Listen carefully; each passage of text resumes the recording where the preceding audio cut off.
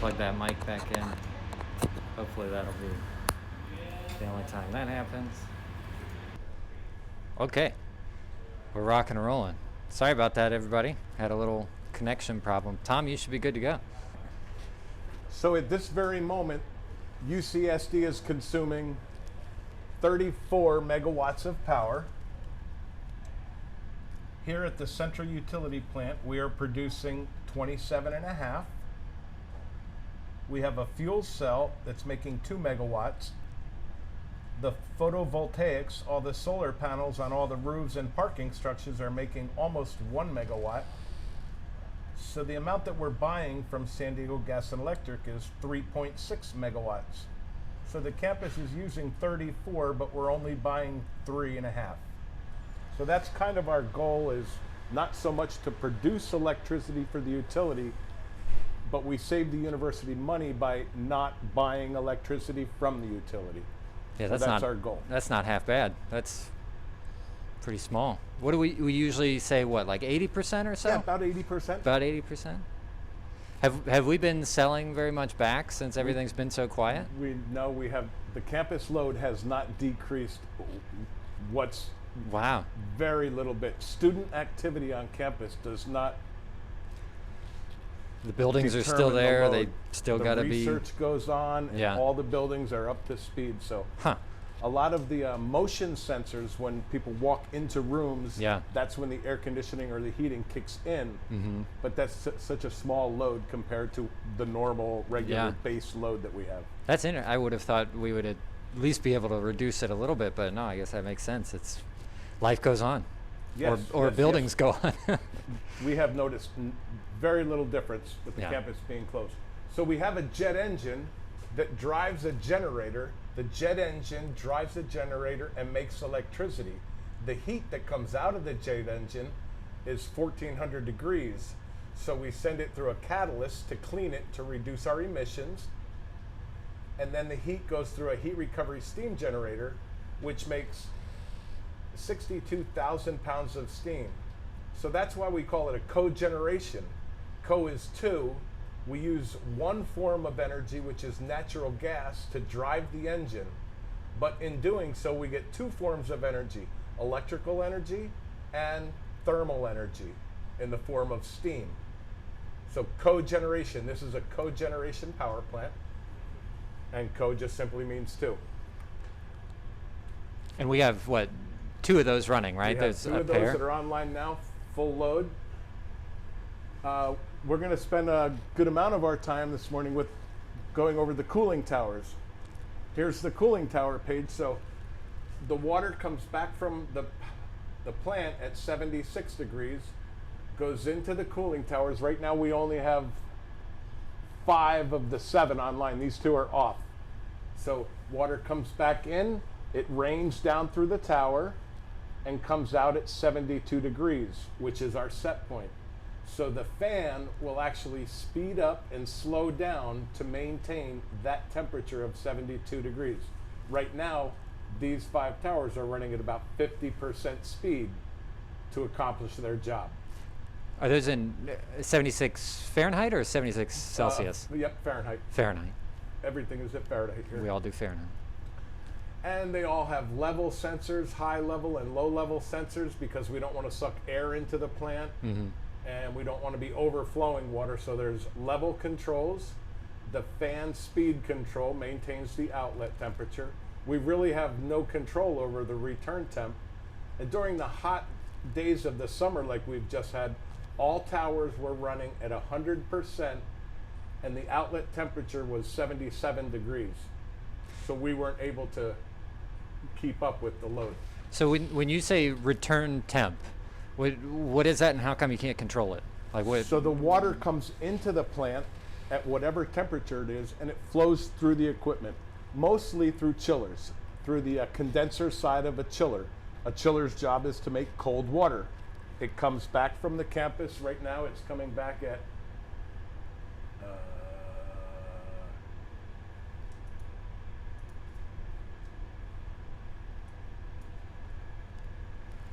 the chill water coming back from the campus is 55 degrees. It comes back, we cool it down, and we send it out. It's always going out at 43 degrees. That's the air conditioning supply to the whole university.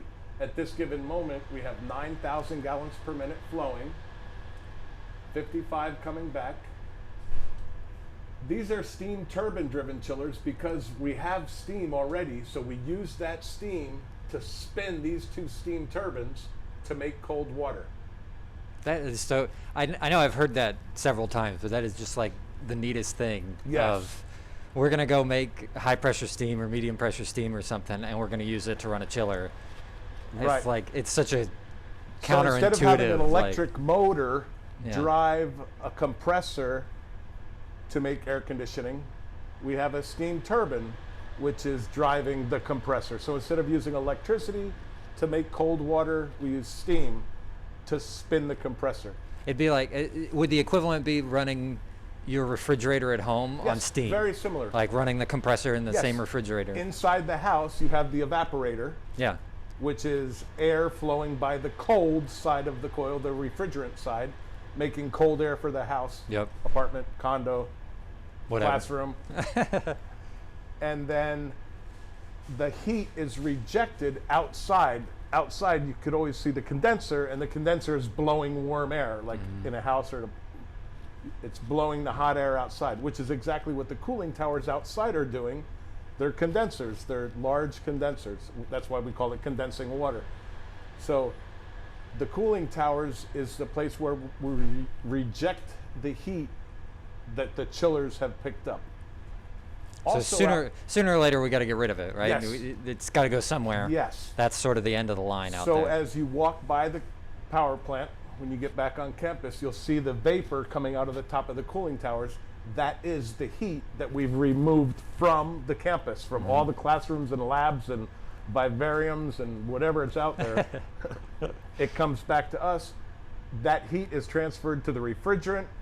We cool the refrigerant, and the heat is rejected through the top of the cooling towers. That's why you see the plumes of steam.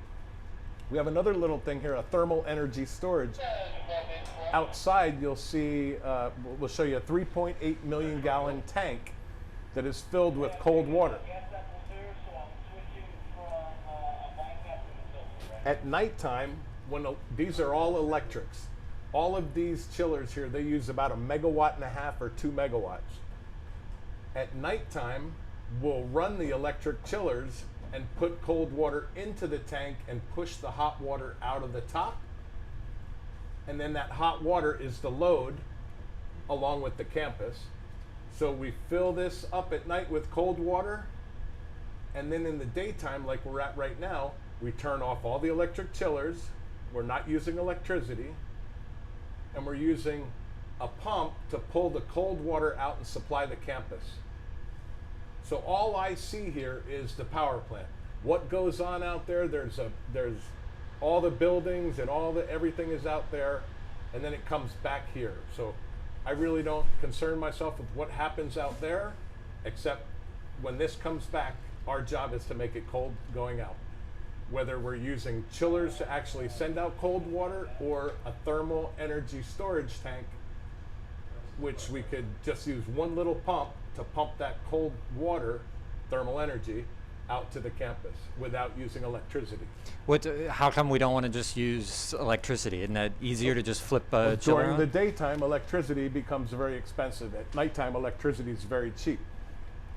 So it's a good time to use electricity. And then during the daytime, prices go up, and the demand on the utility, because everybody in the San Diego is using electricity to keep that's why they say at 4 o'clock, turn your thermostats up, reduce electricity, because that's when everybody is using it. So we try and use energy off peak and cut back on electricity during peak.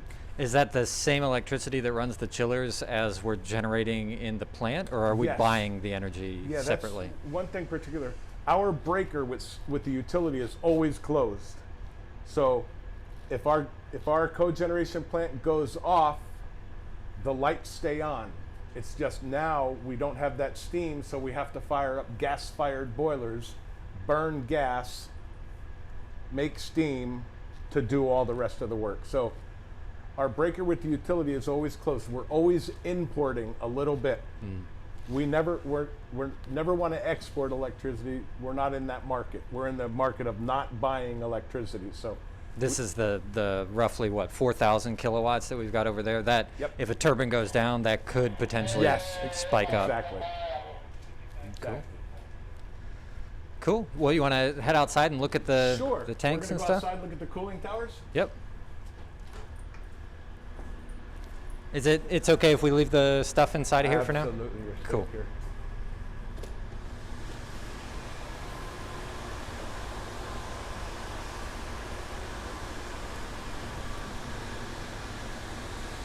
What do you feel like first, Tom? We could just show them the tank. Sure. Let's go to the shade.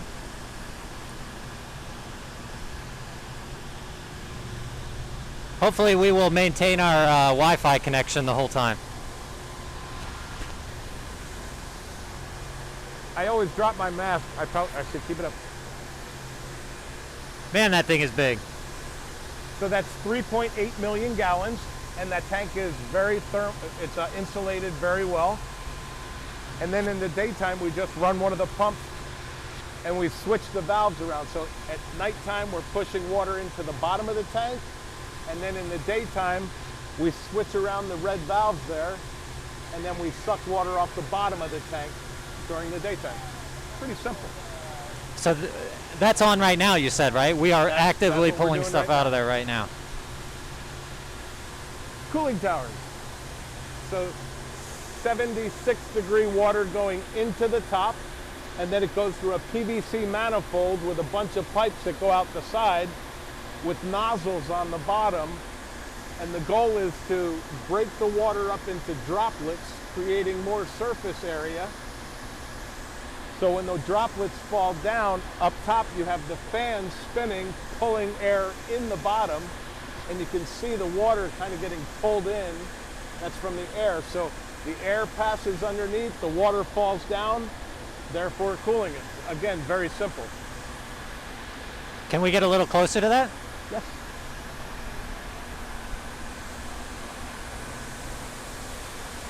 It'll probably be fairly loud for them on here, so we'll just take a look and then go back. And you want to go down to the end and go up the ladder? Yeah.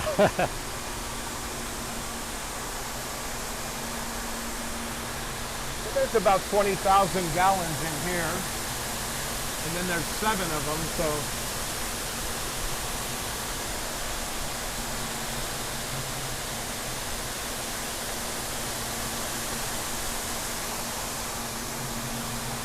that is so cool. I love this.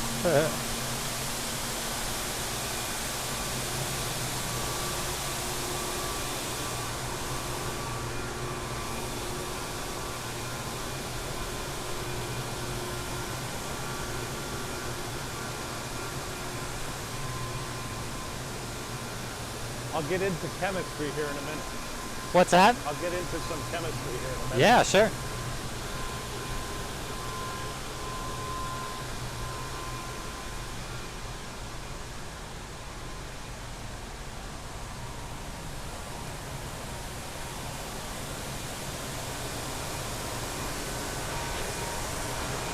So the N2 towers are off.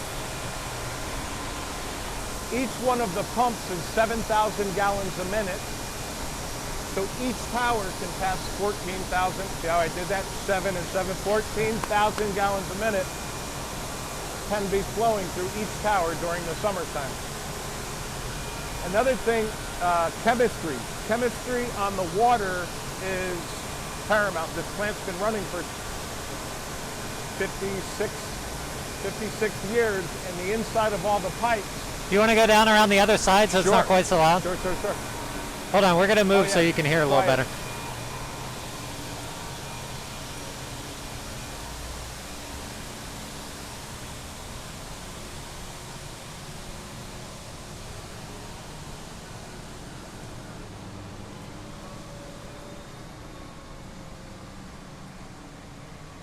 There we go. That's a little quieter over here. So the chemistry of the water, whether it's the chill water that's in the big tank or the hot water that's flowing through the tunnel system underneath the campus, or this cooling tower water, every day. 7 days a week, all the time, and we're always making little adjustments. The pH of the water, we're adding acid to maintain a pH. Because the cooling off the vapor, that vapor is pure water. It's purest water you can get. It's just vapor steam. Over time, the water in the basins, the conductivity or the dissolved solids, they increase to a point where it's too much, so we have to blow down. So we're maintaining pH in the with acid, but then this water goes into the plant and it flows through very expensive equipment, chillers, and there's a lot of copper tubes. I mean, a lot of copper tubes, lots and lots of copper tubes. So we add chemicals into the water as it goes into the plant to protect the yellow metals, brass, copper, and that's a type of nitrate or nitrite. Back to the towers, we're adding chlorine to keep down the microbiocides. So we're testing for Legionnaire's disease, we're checking for microbiocides and the amount of free chlorine in the water. We always want to keep the presence of free chlorine to keep the algae and bacteria growing.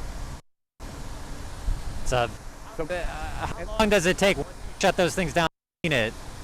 What do you look clean them for once one of a them? year. We isolate each basin, drain them out, and they suck leaves from construction. Yeah. There's a lot of construction going on. So, and we clean out the bottoms of the basins. It takes us a week per tower. That's pretty long, yeah. But a clean tower operates better, just like a clean chiller. And the copper tube chiller have to be clean, and we physically brush them every year. 2,000 tubes in each chiller, mechanically brush them. Wow. Because if there's scale buildup or dirt or mud buildup, that reduces the amount of heat transfer that can happen between the water flowing through the tube and the refrigerant on the outside of the tube. So a clean tube is important for efficiency. Yeah, and that's probably not something you can just get in there and replace, right? It's not like, oh, a pump goes bad and you replace it. A tube goes bad and then right, tear them apart. Every cool. So you want to go up top? Yeah, let's go up top. Could you tell everybody what that building is right over there? That is the Shea Cafe. That is And did they, what, I don't know the answer to this, but they used to have a bit of fun in our cooling. What would they do? Well, they have stuff over there, and they have music. Friday nights, so much in the last 5 years, but before that it was, sometimes we didn't used to have fences around here. So they would get done listening to music over here, and they were in cooling towers because it's 72 degrees. So not recommended. Just to be clear, when you say they're swimming in the cooling towers,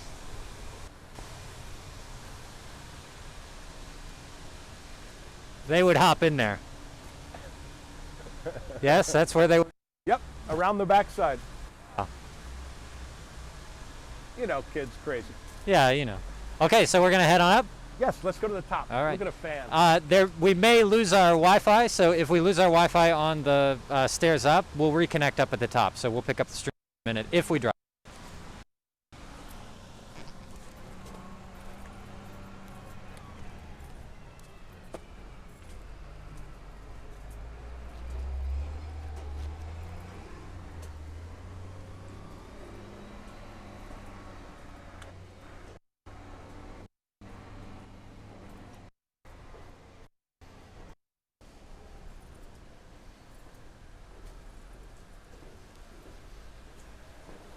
Stonehenge.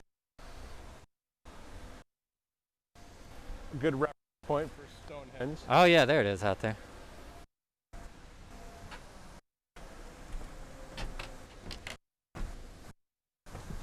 So these used to be out of wood, right? All fiberglass. Fiberglass and PVC. Back in the day we had two ones that eventually yes. burned down. Yes. Right now we have cooling towers 3, 5, 6, 7, 8, and 9. Cooling towers 1 and 2 burned down. It was the early 70s. They were made out of wood. They did things differently back then. Let's get to I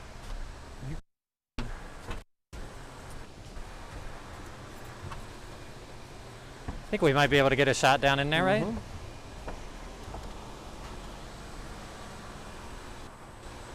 That is a big old fan. And I could roll it with one hand. Wow. Hang on, we got to see that. You are literally moving that whole thing with one hand. Lubrication. Fan spins 14 times for every revolution of the motor. Wow. I had no idea you could actually spin that thing. Pretty amazing, huh? A lubricated gearbox. Wow.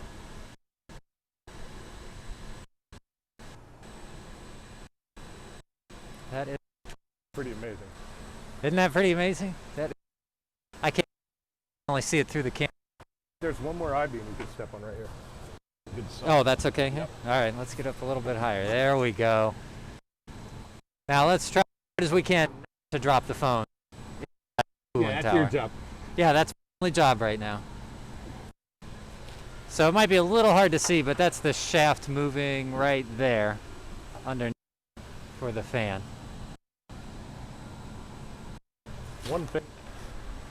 And if you can just barely see, I'll try and point to it here in the light. Oh, the fan just walked right in front. There we go. So right here, if you look down there, is kind of the packing that is used to spread the water out, right? So the water will hit that and fall through the tower. And where does that packing stop? So it starts right here and then goes down about how far? We call them drift eliminators. Mm-hmm. They have the droplets that want to, because the water is dropping and the fan is pulling up. So underneath the drift eliminators is where the water is falling, but some of those little droplets want to fly away, and we capture them and make them drip back down through the drift eliminators. And all it is, it changes the path of the droplet so that it hits the edge, and then gravity just lets it fall down. That is something. And then, so you said you clean these out once a year? Yes. It's just kind of what, like a rolling cycle of which one's getting clean? They come up here with pressure washers and they spray down all the green that you see. All the green gets sprayed down, we wash everything down to the bottom, and then we clean out the bottom. Wow. How deep is it, from where we were standing? Does it go much below ground from there? About 5 feet below ground. Okay. So yeah, like a pool, you could hop in there and swim if you really needed to. I do not recommend that anyone do that. There is an opening to the pumps in the bottom somewhere, if that little bit of fear helps you not swim. That is so great. And actually, we got a really good view of the water tower over here. How many gallons is inside there again, Tom? 3.8 million. 3.8. And so we're running on like let me see if I can get my finger on the camera here. Kind of a thermocline, right? We've got the hottest of the water up at the top, and then right now we're sucking out the water on the bottom, and the whole system is just sort of very slowly flowing down to get cooler water out. It's like when you jump into a swimming pool on a hot day. The top couple inches will be nice and warm. They call that thermocline. Yeah. But then as you dive a little deeper... Yes, it gets colder. Gotcha. Or like in a lake. Yeah. And then they're going to build another one of these. They're going to be breaking ground next year. They're going to build another one identical to that at the same level right over here. Oh, right behind us? Yep, they're going to build an addition to the power plant. All of this wooden building is going away. Build another one just like that to be at the same level. Oh, yeah, right. Because, again, gravity, something we can't get away from. Yeah. So that tank will be right here, another storage tank, and all this will be chiller expansion because the university continues to grow. Now, are they adding more generation, or is that just for the water? Just chillers, cooling towers, and thermal energy storage. Wow. What are the odds that we can get in there while it's still being assembled and take a picture of it? At least take a picture of it. Like I doubt we're ever going to be able to get inside the existing one, but we would love to see inside of that thing a little bit. Cool. Another thing we do here, about 5 years ago, a lot of evaporation. There's a lot of blowdown to maintain conductivity. So we go through a lot of water. Omar, how much water did we evaporate and blow down cooling towers yesterday? So 5 years ago, we brought in reclaimed water to the campus. The university brought in reclaimed water from Miramar. That's our purple pipes around everywhere. Purple pipe stuff. Now we have 70% reclaimed water and 30% city water because we're trying to use less city water. Again, the university's always trying to do things to... We plan on camera. Total makeup. What these guys are doing now is putting in the lines with 30 feet down. 21,000 or 22,000. 22. 3,000. Yeah, so we use water. In city water is 30% water and 70% reclaimed water. So is that the majority of what's now is reclaimed water? Yep, 70-30. Yep, 30. That is something else. Now, is what they're doing here prep for? Yes.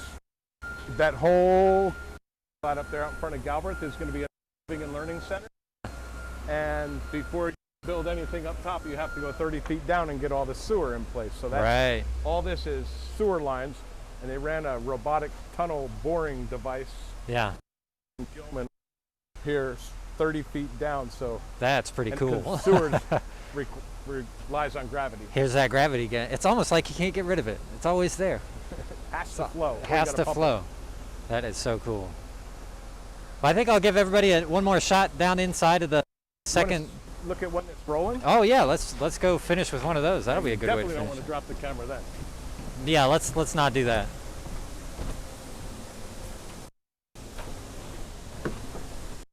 This one's online. That is pretty cool. We're gonna get out of the but yeah, your hand just right here, you can feel that warm, moist air coming off of the top. Humid. Yeah, it's pretty cool.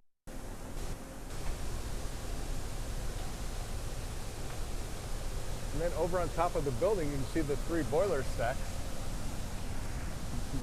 Just barely. But I think right around there are the boiler stack. That is pretty neat.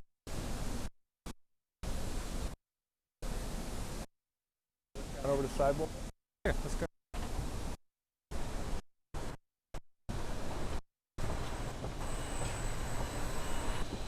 And here we are back on the other side.